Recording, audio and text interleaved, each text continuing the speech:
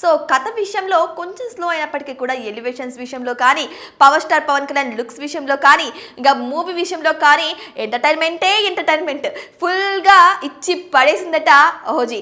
So ఈ విధంగా చూసుకుంటే ప్రతి ఒక్కరు కూడా ఇంకొక నెల పాటు ఈ ఓజీ ఫీవర్ తగ్గకపోవచ్చు అని కూడా అంటున్నారు.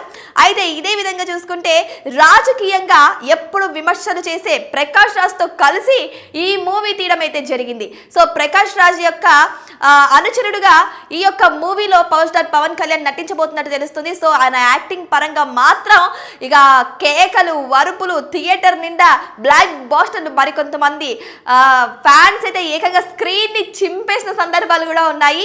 అంతేకాదు ఇక విలన్ కు ఉన్నటువంటి ఇమ్రాన్ హాస్కి కూడా తన క్యారెక్టర్ వైజ్ గా ఇచ్చి పడేశారట. ఇద్దరి మధ్య వచ్చే సన్నివేశాలు మాత్రం పూనకాలు తెప్పించే విధంగా ఉన్నాయి అంటున్నారు ఫ్యాన్స్ అయితే.